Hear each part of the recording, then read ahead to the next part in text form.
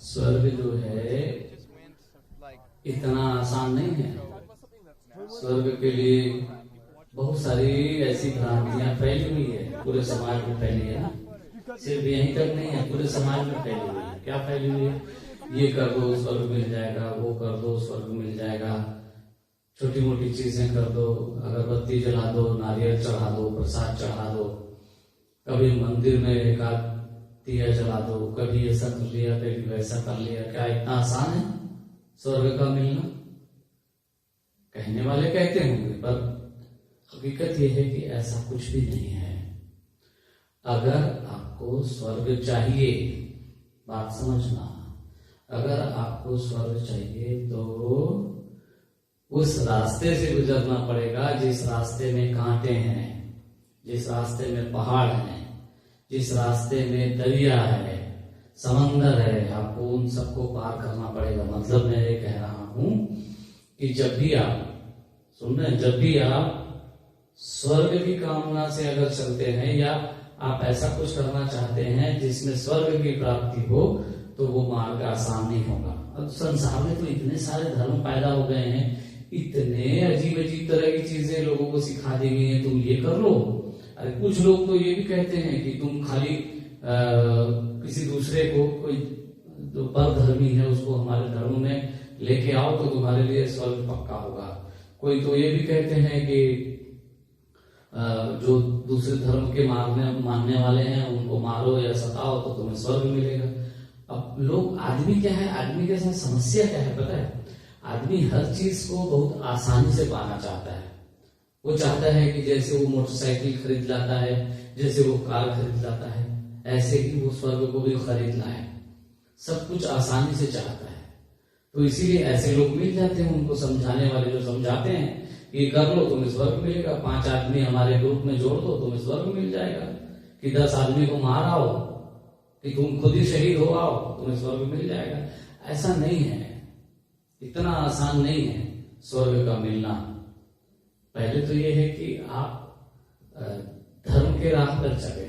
धर्म का राह मतलब, धर्म क्या हुआ? धारती थी धर्म, जो अपने स्वभाव के अनुकूल है। स्वभाव को ही धारण किया जाता है ना। तो जो आपके स्वभाव के अनुकूल है, जो आपका मूल स्वभाव है, उस स्वभाव में आप रहिए, है ना। आप अपने धर्म में धारती थी धर्म, आप जो स्वभाव धारण करते हैं उस स्वभाव में रहिए और उसके मुताबिक फिर आगे बढ़िए। और आपका स्वभाव क्या है? आपका स्वभाव अगर एक खास मार्ग का है, एक खास रास्ते का है, तो उस पर चलिए। आपके भीतर अंतरात्मा आपको बताती है कि ये आपका मार्ग है कि नहीं है। हमारे पास जो लोग आते हैं ना यहाँ पे, वो यही कहते हैं कि मुझे क्या करना है समझ में नहीं आ रहा। क्यों वो ऐसा कहते हैं? क्यों कहते हैं इसे? इसीलिए कहते हैं ना कि उनको लगता है कि वो जो कर रहे हैं अभी वर्तमान में, ये इनका मार्ग नहीं है, ये साफ इनको लगता है। तो फिर मार्ग क्या है खोजते हैं। और उनका जो स्वभाव है ना, वो स्वभाव ही उनको बाध्य करता है कि वो खोजें। दरअसल वो मूल स्वभाव उसका वही है जो अंदर से आवाज आ रही है, और वो कर नहीं रहे हैं। तो किसी की अनुमोदन चाहते हैं, किसी से सर्टिफिकेट चाहते हैं कि मेरे भीतर की जो आवाज है, जो आवाज निकल रही है, वो क्या उसी तरह की आवाज है जैसा मैं समझ रहा हूं। उसकी मूल स्वभाव में ऐसा ही होता है। जब व्यक्ति अपने मूल स्वभाव में रहेगा तो वो धार्मिक आचरण करेगा, वो धर्म के मुताबिक चलेगा। और धर्म के मुताबिक चलेगा का मतलब ये है कि वो दूसरे को तो कम से कम नहीं सताएगा। ऐसा कोई काम नहीं करेगा जिसको दूसरे को डायरेक्ट कोई पीड़ा हो। हाँ, उसके किसी हरकत से अगर किसी को कोई पीड़ा होती हो, बेवजह आप लाल शर्ट पहन के आए हैं और किसी को पीड़ा हो रही है कि लाल शर्ट क्यों पहना है, आजकल तो भगवा वस्त्र पहने तो भी पीड़ा होती है लोगों को, तो वो छोड़िए।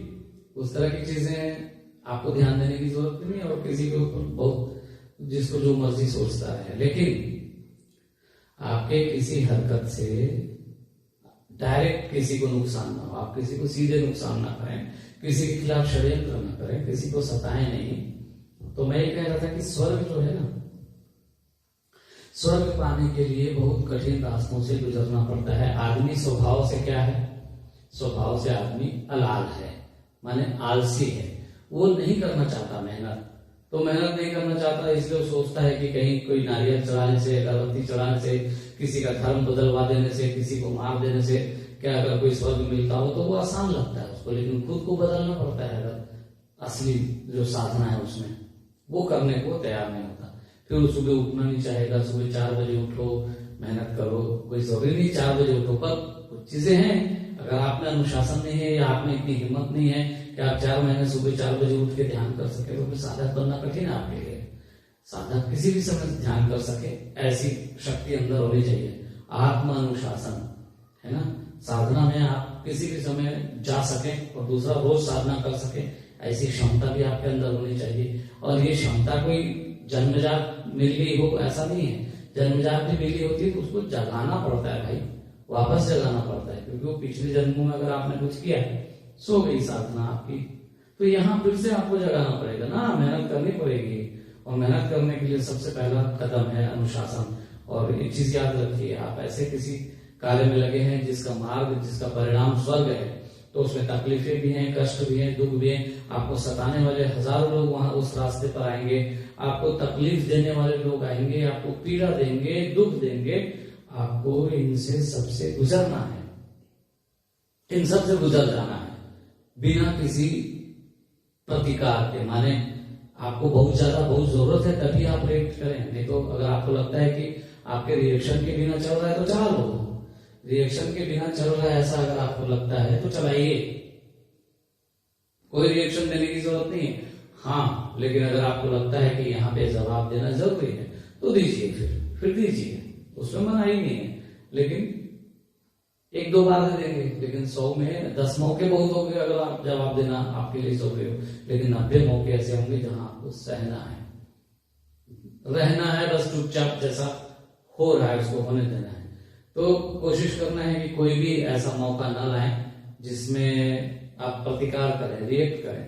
और रिएक्शन से बचना जो है एक साधक के लिए बहुत जरूरी है, नहीं तो आप मार्ग भटकेंगे।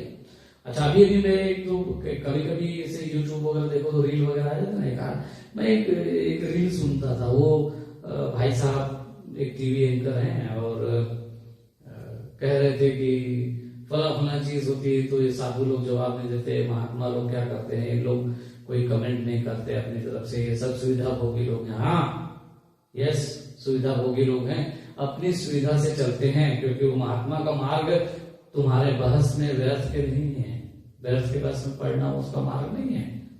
वो अगर कुछ कह दे फिर आप उसके ऊपर जवाब दें, फिर वो आपको जवाब दे, फिर आप जवाब दें, फिर क्रिया प्रतिक्रिया, क्रिया प्रतिक्रिया फंस जाएंगे ना, अपना मार्ग नहीं छोड़ते। इसीलिए संत जो है ना बेवजह किसी कमेंट में नहीं पढ़ते, बहुत कोशिश करते कि ना ही पढ़े, कम से कम हस्तक्षेप रहे उनका बाहरी चीजों में, उसका पूरा ध्यान अपने भीतर रहता है। और एक बार जब वो एक किसी इसको पा लेता है ना, तो वैसे भी बाकी फालतू की चीजों में वो जाना नहीं चाहता है।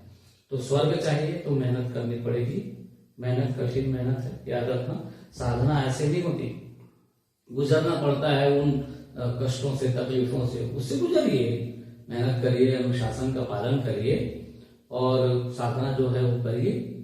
और फिर देखिए धीरे धीरे अपने स्वभाव को भी बदलिए, अपना जो निज स्वभाव में स्थित होइए। अभी जो आप स्वभाव है ना आपका, ये आपने स्कूल में सीख लिया, यूनिवर्सिटी में सीख लिया, पड़ोसियों से सीख लिया, माता पिता भाई बहन दोस्तों से सीख लिया, समाज से सीख लिया, ये वो कुल मिला के वो स्वभाव है।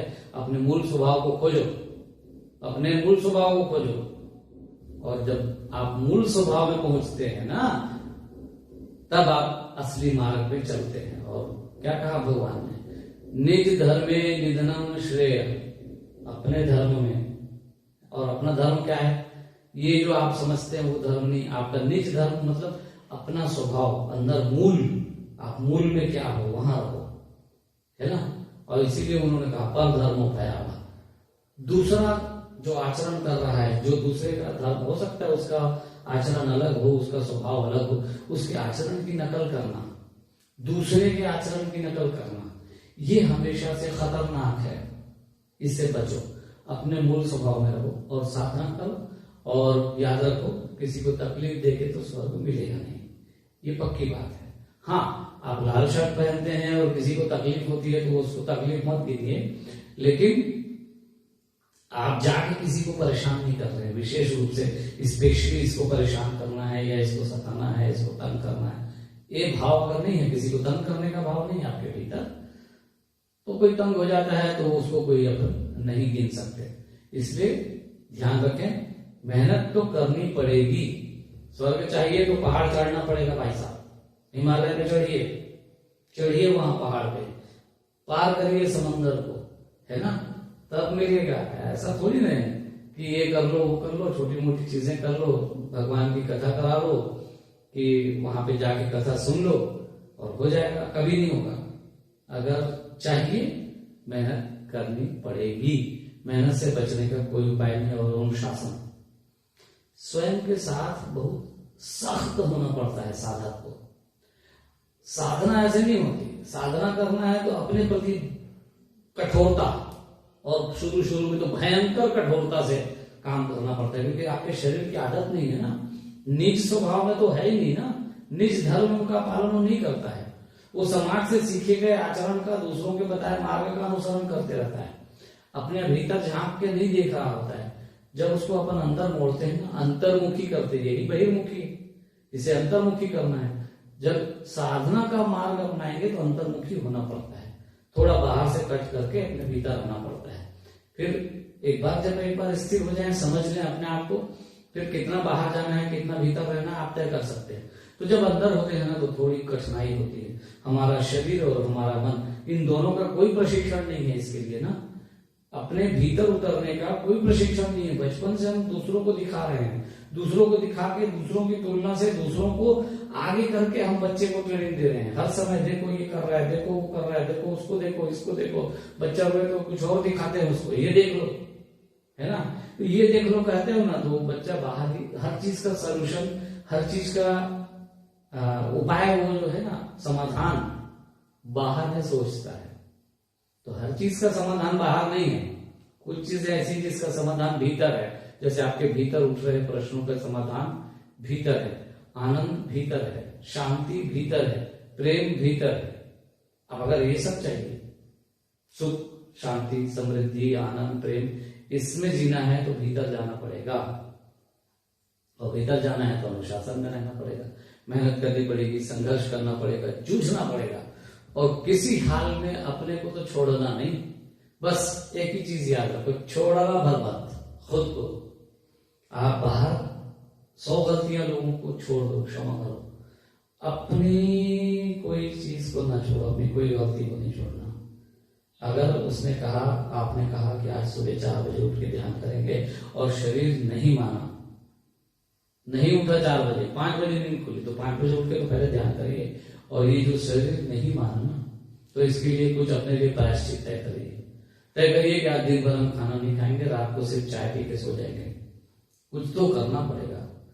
शरीर को पता रहे कि अगर वो, या मन को भी पता रहे साथ में, शरीर और मन वैसे एक ही है, लेकिन मन और शरीर को ये पता रहे कि अगर इस आदमी की ये वाली बात नहीं मानी गई, इसने संकल्प दिया है, संकल्प अगर पूरा नहीं होता है तो फिर हमें ये चीजें भुगतनी पड़ सकती है, और संकल्प से ही सिद्धि होती है। याद रखें इस चीज को, ठीक है। तो आज इतनी बात कर लेते हैं, बाकी हम लोग करते रहेंगे बीच बीच में बात, और भी कुछ होगा तो आप बताइएगा।